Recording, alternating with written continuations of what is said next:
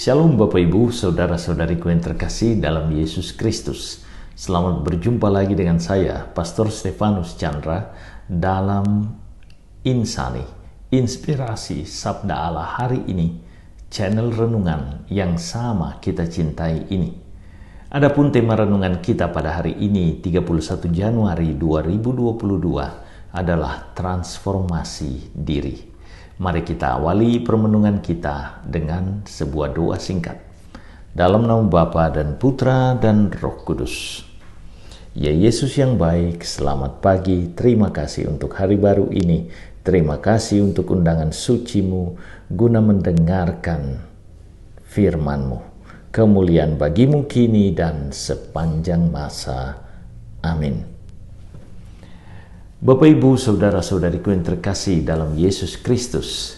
Adapun perikopa yang akan kita renungkan bersama hari ini diambil dari perikopa Injil Markus pasal 5 ayat 1 sampai 20. Kita tidak membacakannya bersama-sama karena perikopa ini cukup panjang. Tetapi secara singkat bisa saya katakan perikopa ini berisi cerita tentang Yesus yang menyembuhkan seorang yang kerasukan setan di daerah wilayah orang Gerasa. Yesus kemudian diminta oleh setan itu yang adalah legion untuk menempatkan mereka dalam diri babi-babi itu. Dan babi-babi kemudian terjun bebas ke dalam danau mati lemas. Para penjaga lari memanggil orang-orang di kota. Dan ketika mereka kembali, mereka mendapati orang yang kerasukan setan itu sudah normal. Si orang yang sudah disembuhkan itu hendak mengikuti Yesus. Tatkala Yesus diminta untuk pergi dari wilayah itu oleh orang-orang sekampung dari si orang yang sudah disembuhkan, ia memilih mengikuti Yesus, tetapi Yesus mengutusnya untuk kembali dan mewartakan kasih Allah di antara orang-orang sekampung atau sekotanya. Bapak Ibu saudara-saudariku yang terkasih dalam Yesus Kristus, bacaan Injil kita yang cukup panjang hari ini menampilkan penyembuhan seorang yang kerasukan legion namun disembuhkan oleh Yesus. Penyembuhan itu sendiri mengungkapkan beberapa realitas yang mengundang kita untuk makin beriman kepada Yesus sebagai Allah. Adapun realitas tersebut adalah satu, setan memiliki kekuatan untuk menyengsarakan manusia. Hal tersebut terlihat di awal perikopa Injil hari ini. Orang yang dirasuki oleh legion tersebut terasing dari sesamanya. Ia siang dan malam berkeliaran tanpa tujuan dan hidup di tempat-tempat yang najis dan menyeramkan bagi manusia Israel. Ia menyiksa manusia yang dirasukinya karena setan tersebut membuatnya memukuli dirinya. Pendek kata, setan membuat hidup orang itu kacau balau. Yang kedua, setan mengakui kuasa Yesus Kristus dan mengakui Yesus sebagai anak Allah yang maha tinggi. Pengakuan dan kegentaran setan akan kekuatan Allah diikuti dengan permohonan agar Yesus jangan menyiksanya. Setan tahu identitas Yesus dan setan menyatakannya. Pengakuan setan ini sebenarnya sebuah proklamasi atau pengumuman bahwa Yesus sungguh Allah. Pemakluman dan pengakuan oleh seorang lawan akan keberadaan Yesus tentu bernilai lebih tinggi dibanding pengakuan oleh seorang simpatisan, pendukung, atau seorang yang beriman kepada Yesus.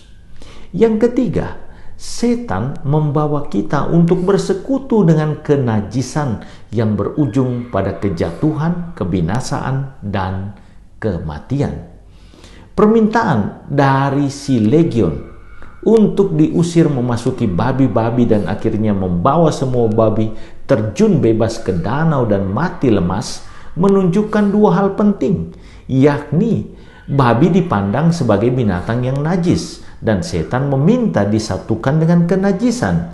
Kedua, semua kenajisan akhirnya bermuara pada kebinasaan, layaknya babi-babi yang mati lemas di danau.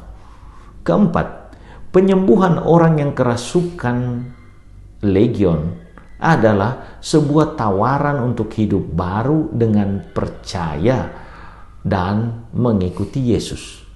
Mujizat penyembuhan tersebut membuat orang yang mengalaminya memutuskan untuk mengikuti Yesus dan akhirnya menerima perutusan sebagai duta kasih kepada orang-orang sekotanya. Transformasi terbesar sungguh-sungguh dialami oleh orang yang disembuhkan tersebut, yakni dari orang yang membawa legion atau setan menjadi seorang pembawa berita keberadaan Allah yang mengasihinya dan melepaskannya dari kesesatan. Langkah orang yang bertobat ini tidak diikuti oleh teman-temannya sekota, sesama orang Gerasa. Mereka malah meminta Yesus meninggalkan daerah mereka. Penolakan ini menunjukkan keengganan mereka untuk memeluk hidup baru dengan mengikuti jalan Yesus. Mereka enggan bertransformasi diri. Mereka enggan keluar dari zona nyaman mereka. Perikopa ini mau mengajak kita untuk melakukan langkah-langkah utama dalam hidup kita sebagai manusia beriman jika kita ingin bertumbuh dan berkembang dalam iman. Yakni satu, tidak bersekutu dengan setan dan kenajisan yang terungkap dalam kepercayaan pada misalnya klinik, santet, ilmu hitam, guna-guna, dan seterusnya. Tidak membiasakan diri dengan sikap malas, pemarah, egois, menunda-nunda pekerjaan, tidak mendengarkan sesama, tertutup, dan juga sikap-sikap negatif lainnya. Tindakan dan sikap-sikap tersebut akan berujung pada penderitaan kita, bisa jadi juga pada kebinasaan. Yang kedua, kita dipanggil melalui perikopa ini untuk berani bertransformasi, berubah dengan meninggalkan hidup dan kebiasaan lama dan memeluk hidup dan kebiasaan baru dengan mengikuti secara setia jalan iman sebagaimana yang telah ditunjukkan oleh orang Gerasa yang disembuhkan dan ditahirkan dari kerasukannya dengan cara mengikuti Yesus dan bersedia diutus sebagai agen kerahiman Allah yang telah menyelamatkan kita.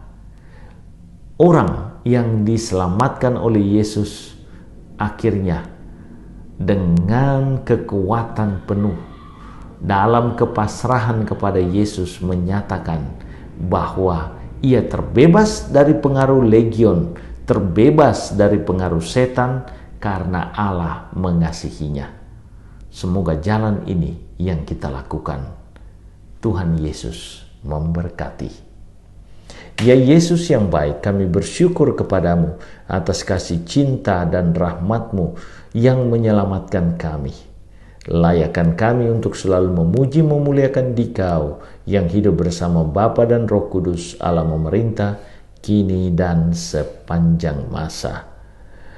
Dan semoga saudara-saudariku, keluarga saudara-saudariku, pekerjaan dan usaha saudara-saudariku diberkati oleh Allah yang Maha Kuasa, Bapa, Putra, dan Roh Kudus. Amin. Terima kasih saudara-saudariku yang telah mendengarkan Sabda Allah dan renungan hari ini. Saya, Pastor Marcel Lorotandung, mengucapkan berlimpah terima kasih kepada Pastor Stefanus Chandra. Semoga Pastor bersama dengan segenap umat di paroki senantiasa diberkati Tuhan dalam setiap aktivitas dan pelayanannya. Amin.